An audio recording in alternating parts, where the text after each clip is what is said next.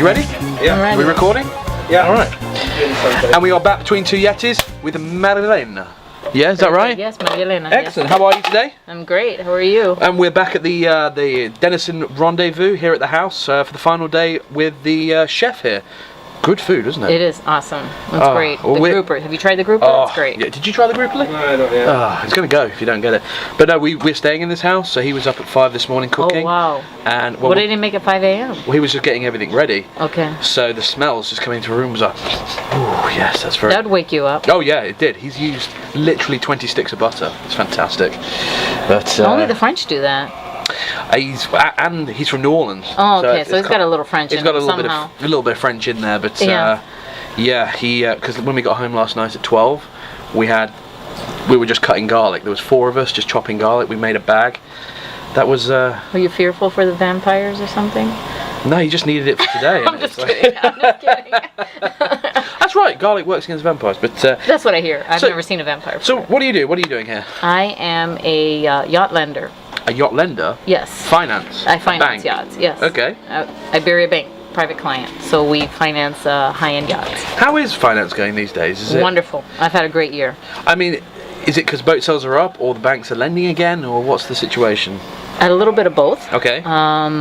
We see the value in the client, the particular client that's actually financing the yacht, that we can grow the business and expand it into other areas of the bank, right? Not just doing the yacht loan. So. Are you a broker? Do you represent many banks or just one bank? No, one bank. Which bank do you represent? Bank. Iberia Bank. Iberia Bank? Yes. Is that a Spanish bank? It's not. It's out of New Iberia Parish, Louisiana. So. Interesting. Yes. Huh. So. Do any of the big banks lend for boats like what you're doing, like Bank of America? I think there's a few of them that do. Yeah. I'm not going to advertise for them. Are you kidding me? Well, I'm just. We're the only business in town. I'm just curious because it's like insurance and stuff. When I had a boat, I went to Geico and they were like, "No, we don't do this." I was like, "Well, it's on your website that you do boats." Yeah. So that was crazy. But I just wondered if it was the same for banks, whether they specialise just in mortgages or the bank you work with, is it more big finance loans, big boats, big houses? It's everything. We do everything. We're a full service bank. It's a 130-year-old bank, and my side of the business is specialty finance, so yachts and aircrafts and high-end residential. That sounds like fun. Yeah, it is fun. Huh. It is fun. I mean, where else can you do something like this and call it business? That's actually very true. We're champagne, we're doing business, it's very absolutely. good. What's the biggest loan you've ever written? I want to say the biggest loan I've ever written was a $22 million yacht loan.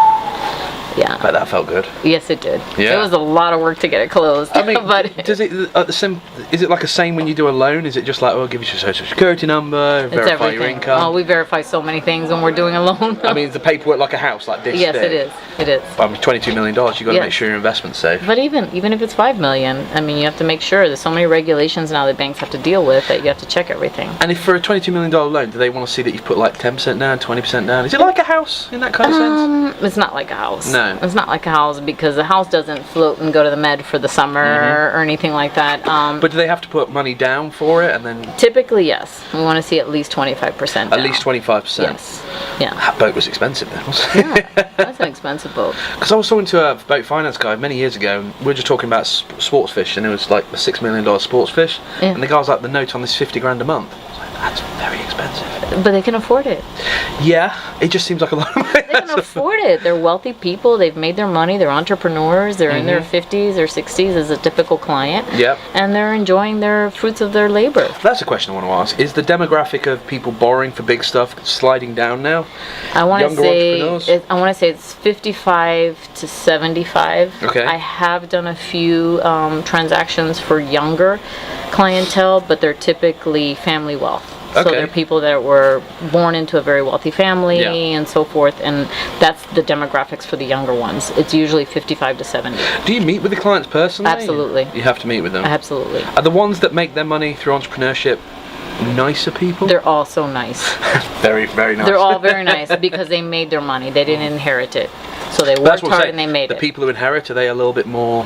They're a little bit more difficult and demanding and have a little bit more unrealistic expectations. Do you put that down to their upbringing? Because I've got a 2.5-year-old. I'm concerned about how I bring him up. I think it is. Upbringing, and people probably never said no to them. Yeah.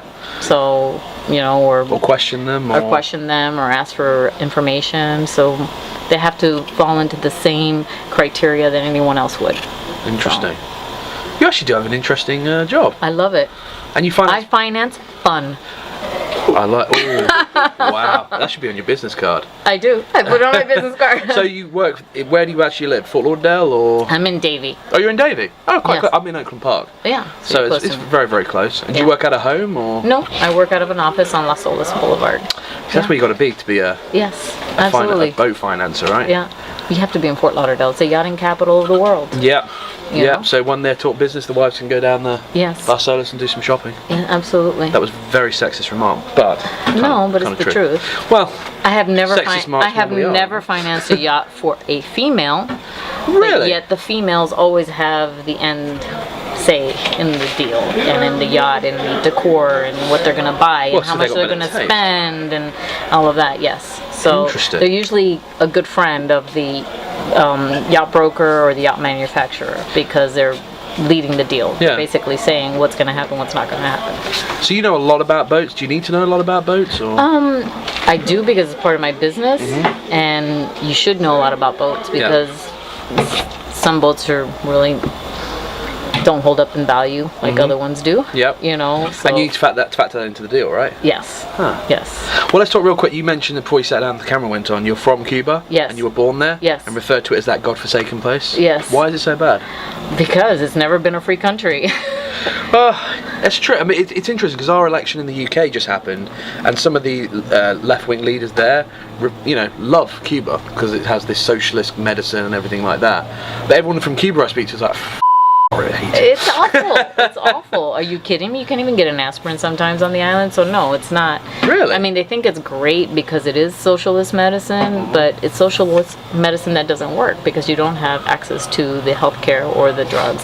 And if you don't believe me, all you have to do is watch something that's happening in Cuba and look at people's teeth. Yeah. They haven't had dental hygiene. They haven't had dental care. They haven't had healthcare.